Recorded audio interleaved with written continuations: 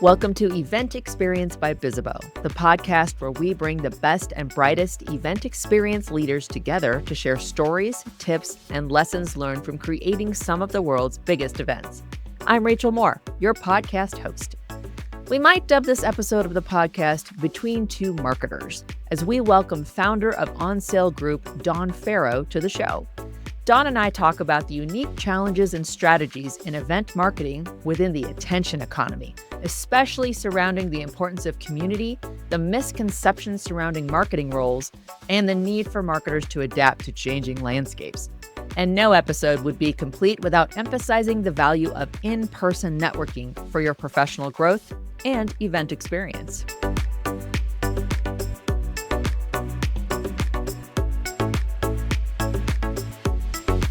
Welcome back, everyone, for a new episode of Event Experience by Bizzabo. I am your host, Rachel Moore, and today's guest is described by Exhibition News as the accidental architect of a live experience revolution. I'm intrigued. I hope you are as well. She is a marketing expert who has sold over 36 million tickets across theater, immersive events, attractions, and live experiences. She's the founder of On Sale Group, which runs the industry-leading On Sale Live conference and the new Global Institute of Experience Marketing. With a career that's taken her from dancer to agency founder to multi-business leader, she brings a refreshing, honest perspective on the realities of marketing in the attention economy and building a career in the fast-growing, high-pressure live experience industry. We can all relate with that. My guest today is Dawn Farrow. Dawn, thanks so much for joining us on the podcast. Wow, that was amazing. And thank you for the invitation today, Rachel.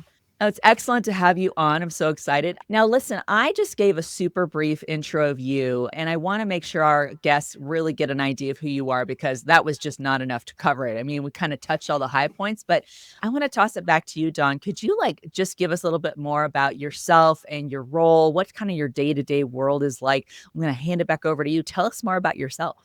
Yeah, well, what a great place to start. So firstly, I'm speaking to you today from London, which is where the revolution that I'm told I am leading is happening from, I suppose, in this scenario. And my day-to-day life is split between building On Sale Group, which is a startup. We began literally earlier in 2025. And also my consultancy work. And my consultancy work and my new business, On Sale Group, live absolutely in this same experience economy, the attention economy. And my job ultimately is either to sell tickets and build brands for live experiences, or indeed to support the workforce and all the other sales and marketing experts who are doing exactly the same, which I do through On Sale Group. Excellent. I love that. And it sounds like you have a busy day, which I think all of our audience can relate to, even if we're not running, multiple entities and things like that. But there's a lot of aspects about this I cannot wait for us to dig into. Before we do have a few personal kind of get to know you questions so we can get a little better sense of you as a person. First of all, I'm going to ask a question that I think all of our audience relates to on a regular basis, because events people, whatever your role might be, there's probably going to be some long days on your feet in store for you. So when that happens, Dawn, what are your go-to on the ground event day shoes that you like to wear? I am a trainer girl through and through, and sneakers, I suppose, actually correcting myself. And I particularly love really loud, brightly colored. I have an amazing pair of silver trainers that I just adore that probably have seen the best days, but always sneakers. I am so glad. I think the whole industry is glad too that that's a thing that we can do. We don't have to be wearing heels or dress shoes, that sneakers can be cool and even professional. So I love that you do that. Thank you for that great recommendation, everybody. Remember, loud, you can go there. I do too. So you're my spirit animal right now. I love that. Is there anything that you're listening to, watching, or reading these days that you can't put down? And it doesn't have to be events related. Oh, well, I have to say, I was invited to a book club recently, and I just thought, gosh, how amazing. And then I realized that maybe because I'm running two businesses right now, I haven't picked up a book for a really long time. And it really made me think, like, what am I reading? And I tell you what I'm reading, my WhatsApp's going nuts. That's what I Really? mainly, yeah. Like, I mean, I'm sure we'll talk about it, Rachel, but from my community that I'm building to communicating with clients to life to, all of those, I read a lot of WhatsApps in a day. So, top tip, yeah, read your WhatsApps. I'm a big fan of WhatsApp. I remember that I've had it as an app on my phone. I want to say it's been almost 10 years now. I think but especially as someone, and I love that you mentioned you're joining from London. I'm in the United States, but I found it to be the wonderful way to stay in touch with people, especially across the pond, but also just people who are domestically local to you. I love that and it's got groups. You can do private communities in there. I even think, and y'all, I know I'm going on a tangent here. I promise we'll get back to the next question here in a second, but I think even like Nike or someone like used it like for their VIP, they would have a VIP group of customers in a WhatsApp and they used that to like test out their product and things. So from a marketing standpoint, even it's a great tool. It's the first time I think we've been able to be like, hey, WhatsApp is really cool. So thanks for bringing that up. I also spend a lot of time in WhatsApp, so I love that. Is there a particular social post or a piece of media or even a hot take about events that you might have found interesting lately? I think the really important hot take that we are talking about in London, I actually think it's something in the US you have recently been through, but we have just had confirmation of a major piece of new ticketing legislation, which will undoubtedly change everything about the way we advertise our ticket prices. And Wow.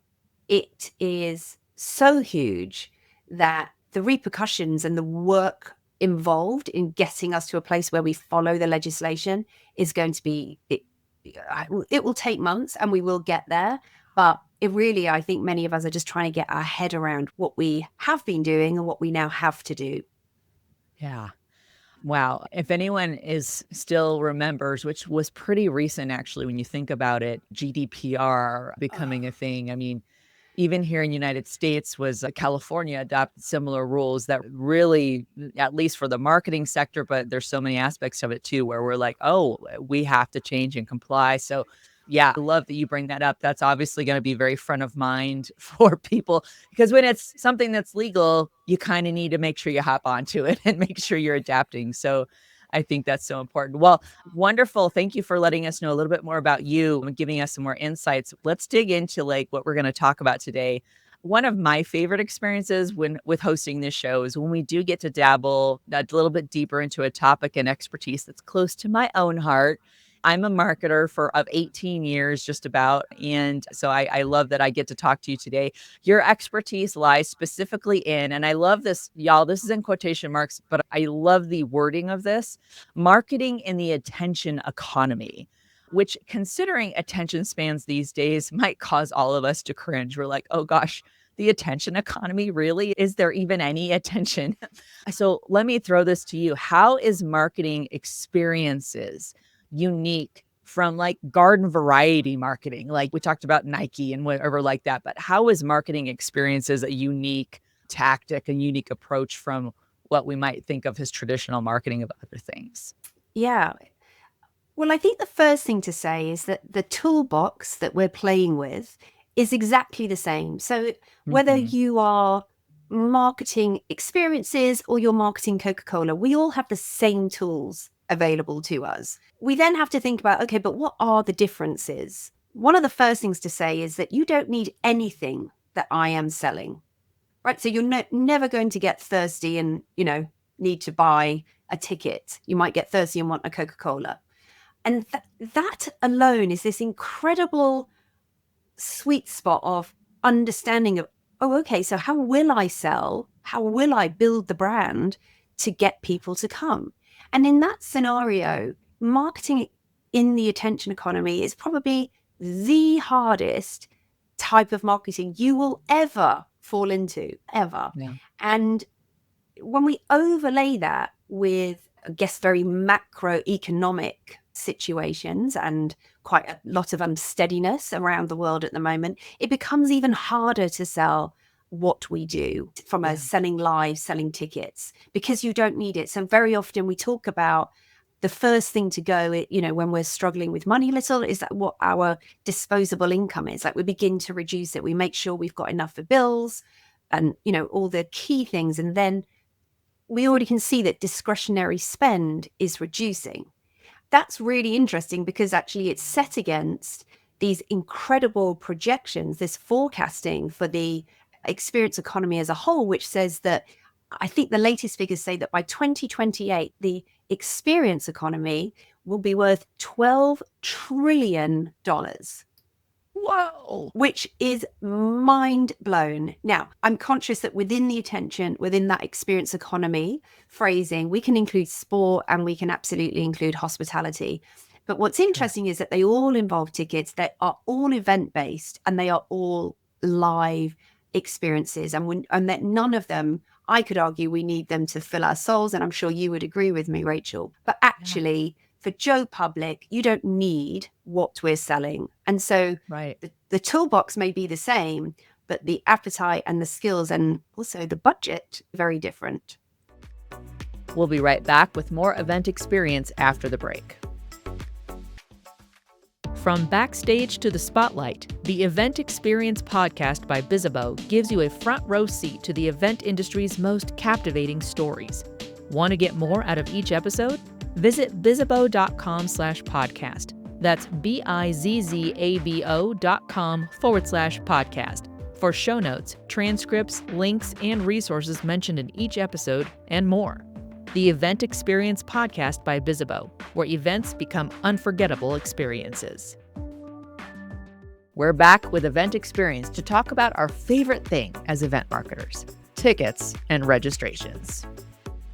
You hit on this thing, and again, love language of marketers, because that is all our whole bread and butter, is that we are a business of convincing people through a lot of feelings, and thus that impacts their decisions, that maybe a want is a need. Y'all, this is not new. I mean, there's going to always be things happening in history and society, in geopolitical, in economic circles, in everything, where that's going to impact how that needle moves for that person, if it's a want or a need. And then if it is something like what their investment's going to be in it. And I mentioned feelings there because I think this segues into my next question for you, because there are challenges around, like you just described, and probably harder challenges than other things, where event planners are contending with those pain points. And how is that particular, like you said, Joe Public, what is their, budget looking like? What are their personal decisions looking like, for personal and professional? What is their situation in life? So I want to ask you this question. What are some of those main challenges that event planners are contending with as far as trying to market tickets and registrations these days? Plus, if you have solutions for overcoming those challenges, we'd love to hear those too. But yeah, what challenges are they facing specifically? I think the first challenge directly comes back to this idea of growth and this forecasting that, those figures I was just sharing. Because what's interesting about that is that we're not just talking about more shows on Broadway or more immersive experiences in London. What we're talking about is multiple nuances of types of experience. I mean, it could be dining in the dark, holding hands with a cat and I'm buying a ticket, right? I'll probably get asked to market it. But do you see like the nuances? So this explosion in how you and what you can go and see is extraordinary. And I think that is problematic for many marketers, because all of a sudden it's not comedy. It's not an arena show.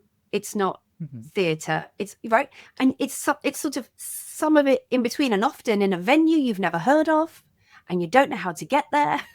Right. We get a lot of that as well. So I think there is this challenge about speed of growth, which is exciting, but in contrast to how do I explain what it is? Because if the consumer doesn't understand it immediately, you've already lost them. And we know how briefly people will look at advertising content. I think the other challenge, which sort of moves on from that point, is this idea that you need to be ready. You need to have enough advertising running so that when the consumer is ready, you are still front of mind.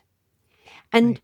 that's a bit like being a consultant and always making sure you're putting content out on LinkedIn and you think, oh God, no one's seen it and no one ever engages. And then eventually someone picks up the phone and they go, want to engage you. And you feel like it's come from nowhere. But actually, it's Yeah. because you've been doing a year's worth of your incredible LinkedIn content. And it's the same with advertising our experiences. It's that always on part of your campaign. And the challenge there, of course, is not only ensuring great content, that when you are serving it, it's entertaining, but also that you have enough budget to keep it running. And all of this set against a moment in time where we've seen lots of changes across Meta in the last year and a Yeah. downturn. And Yeah. we're seeing, paid Google spend not convert in the same way because of AI. I mean, I think there's sort of the challenges are set against exciting but interesting sort of technology and revolution of how we use technology. Again, marketers speak here too, but I'm so glad you brought up that changing landscape of advertising. And y'all, some of you listening to this, I mean, if you get budget for paid promotions for what you're trying to get people to register for or buy tickets for, that's great. I think we all love that. But a lot of people are doing organic, but they all face the same kind of problem is because all of this change in search and how ads and posts and feeds are getting delivered, getting the algorithms, are people even seeing what you're putting out there? Are you still getting the same bang for your buck? No, you're not. It's adjusted. And so you're having to pivot with that as well and contend with that. So I'm really glad you brought that up because that is a universal that obviously in this attention economy is hitting the experience industry, but it's certainly hitting others as well. We're all fighting it and we're all competing and trying to who's going to hack it first, and who's going to win that day. So I'm really glad because yeah, that is a major pain point. I want to get into this next one too, this question, because I think that some event planners, we always try to focus on the positive, but let's get real here. We're struggling. There are times we're struggling, event planners, event marketers. We're not getting the registrations that we used to get or that we hope to get. We have a goal, we set out to hit it, and we're not hitting it. Or we're selling tickets, and we're like, we need to sell this many. We had promised our sponsors, we promised the vendors, we promised our internal sales team and operations and leadership that we were going to hit this number, and we're not hitting it. And so what do you think might be a major misconception that event planners or marketers have about, well, here's why I'm not hitting those registration numbers. Here's why I'm not selling the tickets that I was hoping to sell. What do you think they're believing about that might be wrong? I think it's a two-part answer. And I actually think the first part of the answer is not about the marketers. It's Mhm. actually about what I would describe as the producers or the promoters or the owners of the Yeah. particular event. And that for me, the challenge I see there, the misconception is the idea that marketing is there to make things look pretty. And I have grown up, I am well past my mid 40s and have been doing this since I was in my early 20s. And in my early 20s, I love nothing more than looking at a poster. Oh, I mean, happy days just thinking about what size the text could be and where to put the theatre venue name. It just sort of makes me smile. The hours spent genuinely making things look pretty because I'm just testing. Can you see that text from a distance? Yes, yes, can see. Right. And there's this idea that, yeah, that's what I did. Yeah. Pretty 20-year-old girl did marketing or communications. I mean, absolute classic. Fast forward, and if our promoters are still thinking like that, you're already in trouble. I would say run. If Yeah. that, don't take that gig. I don't care how much you Yes. think you need that. Don't take it because the budget will be small and you will never win. My Yes. job has changed. And like yours, I'm sure, Rachel, unrecognizably. Like, do I get to look at things and make sure they look pretty? Sure. Is that much of my day? No, I don't have time to, worry about, I think about it. Will it perform? Do I think the Right. content hits home? Absolutely, absolutely a different way of thinking. So that's my first. And then I think it's because we have been in this world where perhaps marketing has been misunderstood, I think that what you then get from the marketers is this idea of perhaps not being confident in their decisions. And I have built a whole community of people who, many of whom, well, all of whom want to learn more about their craft, but many of whom are actually, I would reflect, like, we just want to know what we're doing the right thing. We want to feel like it's okay to test and learn. We want to feel like it's okay to sometimes fail, because nobody has all the right answers. And I think the misconception there is that you should somehow just know, right? And Yeah. and people come to you seeking answers. And I think you think, oh gosh, okay, what is the answer? It must be really clear. There must be a Right. sum I can do to work out that CPA that is just guaranteed. Yep, it's going to be this many dollars. Yeah. I don't know. I don't know till we Right. start, actually. And it's almost like having the confidence to say, I think based on what you've told me and the budget that is available, it will be between here. Yes. And therefore, so will my ability be to hit that target that you're giving me, which is not based on any data and sales patterns that I would like to advise you on. It is based on a financial, like, we need to hit this. It's a crazy time, Rachel. I am. You have just hit too, and this segues perfectly, and you mentioned it already in your answer. Just some of the histrionics that we marketers can go through very validly, because we're just like, oh my gosh, I'm working with this stuff. I'm working with very little information, little data. And again, I love that you've also mentioned the word forecast a few times in some of your answers. And we do feel like weather forecasters, where we're like, well, best guess going forward, but we also don't have control over everything, do we? Like, and I live in Colorado, which is a very key area for this. The weather changes every 20 minutes. So being a forecaster here, but that's what marketers often are, is we're not just here to make things pretty. Of course, we do make things look glorious, but we're here to do so much more. And I do want to give you the opportunity here, because anyone who has been a fan of this podcast knows that community is a major component of event experience success. We've had guest after guest over the last few years talk about how important community is to live experiences, to events, and that they often help drive all those goals every event after event and time after time. And it's vital to the people who put on these events and market them. So please, I would love to hear more about this community. Tell us more about building that marketing community across the experience economy, and even better, how we could be a part of it potentially. Yeah, great. As you'd mentioned at the beginning, actually, I had built a very successful marketing agency, and I closed that just before this little thing called a pandemic. And I swore that I would never, I don't need another business. Like, that was hard, really hard. I will do is consult, and it will be lovely and much more straightforward. Anyway, I'm terrible at sitting still too long. And I also found that through my consultancy work, whilst I loved it, it was actually very isolating. And I began in very confusing times in terms of ticketing and sales patterns. And I began to reach out to a few people who were like myself, or indeed they were actually working in big businesses or in agencies. And we were all feeling the same. And I suddenly wondered, is there a way to bring people together? Like, if I felt like it would help me, perhaps it would help others. Long story short, in March this year, I sent my first email out to, I don't want anyone to be jealous here, 66 people.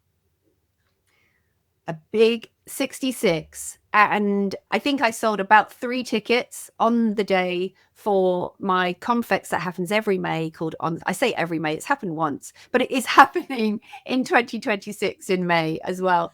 And we now have, that email database is in its hundreds, but what we also have is a WhatsApp community, which is an incredibly positive. There's the joy of marketing people. They're can-do, they're positive, they crack on. We don't have time to be complaining. So Dawn, I have the easiest question of all now. Where can our listeners find and follow you online? So we have a WhatsApp community, we have the newsletter, and both can be found through onsale.live. And if you would like to follow me on social media, I'm dawn.onsalegroup on Instagram.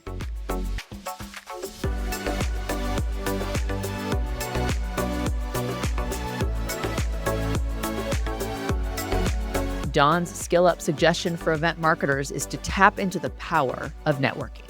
I would say anybody at any point in your career, so whether you're just starting out or whether perhaps you've been doing it like we have a really long time, the best thing to do is to get out of the office, get out of your home, get with people. Like, you don't even have to force yourself to network, right? But just get your body out and into a space where you can hear great things being talked about in an industry that you love. And so many people are uncomfortable with networking, and that is absolutely okay, right? But when you are in spaces with people that are doing a similar job to you, that are interesting, that inspiring, or some that you think are very dull, right? At least you get the chance to go, I'm not sure I agree with them. But if you're sat at home, you'll never get to have that opinion. I run the Global Institute of Experience Marketing, which we run a masterclass on a face-to-face. It's in London, the one-day masterclass, and we cover AI, ticketing, the future of advertising, and customer psychology when it comes to buying a ticket. And I have been asked many times that will that go online? And I have to say, for now, I can't do it online because I have to get 20 people. It's tiny, small group training that we've got to be in a space together. The profound learning that you do by being with people in that way, it's literally priceless. Thanks again to Dawn Farrow for joining us on Event Experience, and thank you for listening. If you're enjoying the show, we'd love to hear about it. Connect with us on social and subscribe, rate, and review us wherever you're listening. Also, don't forget to share the show with your colleagues and friends. You can find transcripts of each episode and key takeaways on bizzabo.com/podcast. On behalf of the team, thank you. We'll gather again soon for a new episode of Event Experience.